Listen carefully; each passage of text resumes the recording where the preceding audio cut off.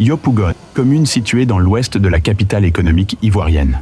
Des dizaines de membres de la coordination dignité de la Direction générale des impôts, regroupant 3 syndicats importants, se sont retrouvés dans la salle des fêtes d'un complexe hôtelier pour une assemblée générale extraordinaire.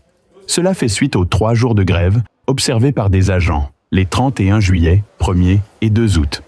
La tribune était une occasion pour les premiers responsables de faire le point du mouvement et décider d'un commun accord avec les syndiqués de la conduite à tenir pour la suite. Nous n'allons pas arrêter de lutter tant que les objectifs ne sont pas atteints. Donc nous maintenons la lutte dans le strict respect des règles édictées par l'État de Côte d'Ivoire. On a émis un préavis de grève qui est arrivé à expiration.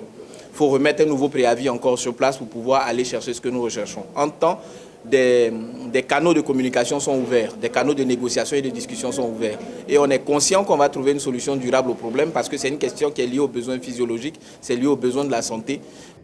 Selon les représentants de l'ANA-DGI, de l'ASADGI et du SAGI, le mot d'ordre a été suivi à 80% sur toute l'étendue du territoire national. Ils en ont profité pour revenir sur ce qu'ils considèrent comme des dysfonctionnements au niveau de leur maison commune. L'objectif n'est pas de presser qui que ce soit, c'est de régler le problème. Qui a précompté les agents des impôts et n'a pas reversé aux prestataires?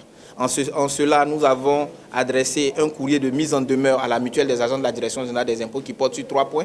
L'éligibilité du président du conseil d'administration, parce qu'il ne remplissait pas les conditions au moment des élections. Le défaut d'agrément de la caisse d'épargne et de crédit. Voici une mutuelle de microfinance qui n'a pas de papier du tout, qui existe depuis 10 ans.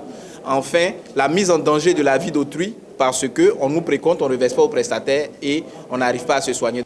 La CODIJ a en outre invité un expert pour instruire davantage les syndiqués sur le droit syndical en Côte d'Ivoire. Ce dernier estime que les revendications de l'organisation sont légales. Le syndicat est un partenaire de l'entreprise et généralement, les problèmes que pose un syndicat doivent pouvoir améliorer le rendement de la structure. Et donc, de ce point de vue, le droit de grève est reconnu constitutionnellement et par les organes qui dirigent cette structure. Bon, nous les encourageons pour qu'ils s'entendent. Mais en tout cas, je pense qu'ils ont posé un problème, de mon point de vue, qui est essentiel. Si quelqu'un a un problème de santé et qu'il ne peut pas se soigner en Côte d'Ivoire ici, je pense que ça sera difficile. Il faut que les responsables premiers de ces structures-là règlent ces problèmes pour éviter de bloquer leur structure inutilement. C'est une structure qui est la vitrine du pays. Les responsables syndicaux ont par ailleurs encouragé leurs camarades à rester mobilisés, car c'est à ce prix qu'ils pourront avoir gain de cause, ont-ils précisé. N'oubliez pas de liker, de commenter et surtout de partager. Pour voir plus de vidéos, abonnez-vous sur notre chaîne YouTube.